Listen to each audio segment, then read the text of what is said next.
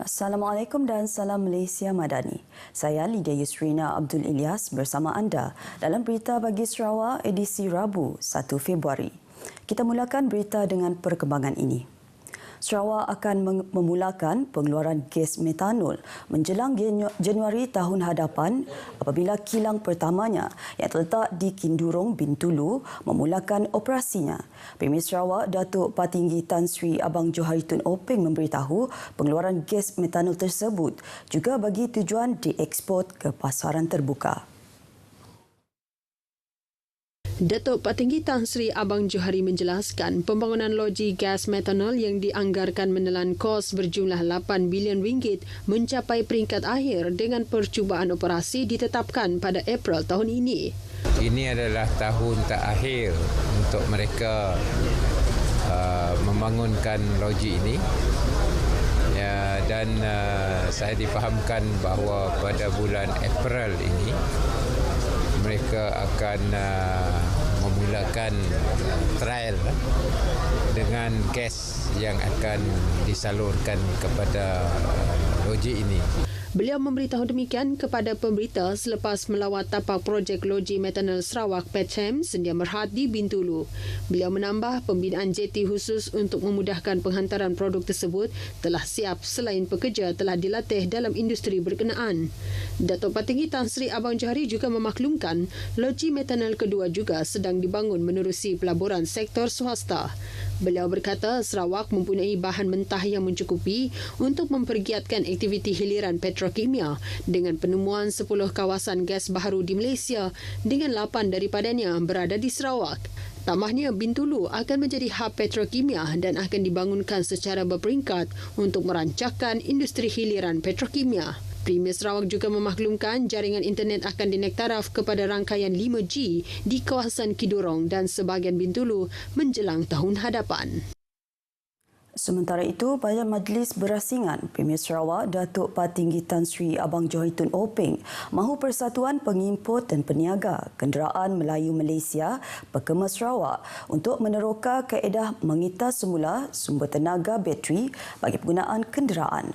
Beliau berkata walaupun ia teknologi masa depan bagi industri automobil, namun saintis-saintis automobil masih mencari kaedah pelupusan dan pengitaran semula kerana ia mengandungi litium.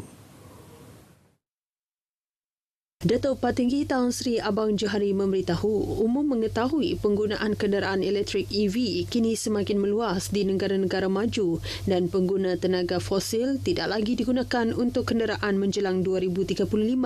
Namun jelasnya Sarawak berada di landasan yang betul dengan agenda membangunkan tenaga hidrogen. Beliau memberitahu demikian pada Majlis Perasmian EV Adoption Event bersama Perbadanan Kemajuan Ekonomi Sarawak SEDC Energy di Kuching. Beliau dalam pada itu turut memuji usaha Pekema dalam menyahut cabaran memasarkan kenderaan EV sebagai usaha mengurangkan pemanasan global dan tenaga hijau. Pada majlis itu, beliau turut merasmikan sebuah kenderaan EV jenama Tesla Model Y. Jabatan Kerja Raya JKR Sarawak harus sedia bertindak tegas terhadap kontraktor yang tidak mencapai tahap prestasi yang memuaskan. Timbalan Premier Sarawak Dato' Ahmad Douglas Ugah Embas memberitahu jabatan tersebut harus mula bertindak apabila sebarang kerja pembinaan didapati tertangguh selama 60 hari. Dato' Amar Douglas yang kecewa atas projek-projek yang sepatutnya bertujuan untuk kepentingan rakyat tetapi masih mengalami kelewatan atau tertangguh secara kritikal. Tambahnya, JKR perlu memantau prestasi pihak kontraktor dengan lebih teliti dan JKR boleh menamatkan kontrak yang gagal memulakan kerja dalam tempoh sebulan selepas penyerahan tapak. Beliau memberitahu demikian ketika melawat ke pejabat JKR bahagian Sibu. Dato' Amar memaklumkan terdapat 340 tektu. Dato' Ahmad Douglas memaklumkan terdapat 340 projek dikategorikan sebagai projek sakit di seluruh negeri dengan 36 daripadanya tertangguh secara kritikal. Beliau yang juga Menteri Infrastruktur dan Pembangunan Pelabuhan Sarawak menjelaskan situasi tersebut sebahagian besarnya disebabkan oleh wabak COVID-19 yang menular sejak Mac 2020. Namun katanya terdapat juga kontraktor yang menghadapi masalah tenaga kerja, kewangan atau bahan binaan selain isu subkontraktor yang tidak mencapai prestasi yang bagus. Dato' Ahmad Douglas sukah menegaskan JKR Sarawak dijangka akan mengendalikan lebih banyak projek memandangkan Sarawak telah diberi autonomi untuk melaksanakan projek persekutuan RM50 juta ke bawah tanpa perlu merujuk kepada Putrajaya.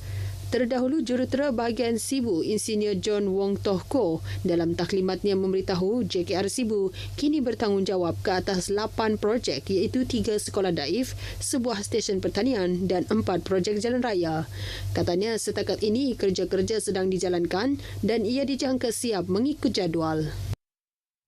Kementerian Pembangunan Wanita, Keluarga dan Masyarakat bercadang untuk melaksanakan sistem secara berpusat bagi mengesan isu khas kanak-kanak.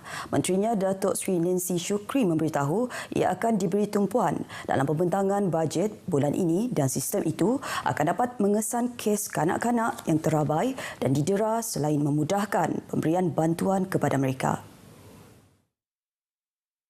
Datuk Seri Nancy memberitahu ketika ini Jabatan Kebajikan Masyarakat tidak mempunyai sistem secara berpusat dan menyebabkan kerja-kerja mengesan sukar dilaksanakan.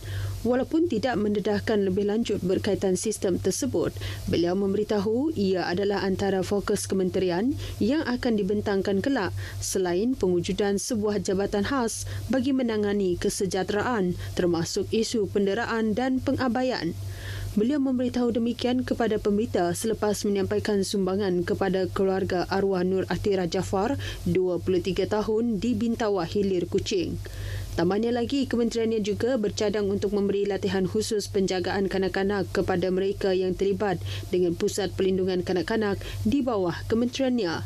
Datuk Seri Nancy memberitahu Pusat Penjagaan Kanak-kanak memerlukan bukan sahaja orang yang mempunyai sijil dan diploma tetapi mempunyai kemahiran untuk mengendalikan kes-kes yang berkaitan kanak-kanak. Sarawak merekodkan sebanyak 539 kes kemalangan jalan raya sepanjang pelaksanaan OP Selamat 19 bersempena sambutan Tahun Baharu Cina. Pesuruhjaya Polis Sarawak, Datuk Muhammad Azman Ahmad Sapri berkata jumlah tersebut merupakan peningkatan 116 kes berbanding OP Selamat 17 2022. Datuk Muhammad Azman menjelaskan dari segi kes kemalangan maut pula, sebanyak 7 kes dicatatkan sepanjang tempoh tersebut. Beliau menjelaskan bagi pecahan pengguna kenderaan yang terlibat dalam kemalangan maut, pengguna motorkar iaitu pemandu dan penumpang merekodkan 3 kes dan diikuti pejalan kaki dengan 2 kes. Pengguna motosikal dan lori pula masing-masing mencatat 1 kes. Datuk Muhammad Azman dalam kenyataan medianya mendedahkan antara punca peningkatan jumlah kemalangan yang berlaku adalah kerana kecuaian dan kelalaian pemandu kenderaan sendiri. Dalam pada itu, sebanyak 6,022 saman telah dikeluarkan atas pelbagai kesalahan lalu lintas sepanjang operasi berkenaan. OP Selamat 19 bersempena perayaan Tahun Baharu Cina dijalankan selama 10 hari bermula 18 hingga 27 Januari lalu. Sementara itu, Polis Sarawak menahan 91 individu serta merampas wang tunai berjumlah RM14,670 di bawah OP Limau bersempena sambutan Tahun Baharu Cina. Pesuruhjaya Polis Sarawak, Datuk Muhammad Azman Ahmad Sapri berkata tangkapan melibatkan 87 warga tempatan dan selebihnya warga asing dengan anggaran umur lingkungan 17 hingga 63 tahun. Selain wang tunai, polis turut merampas pelbagai peralatan perjudian serta 14 ekor ayam hidup.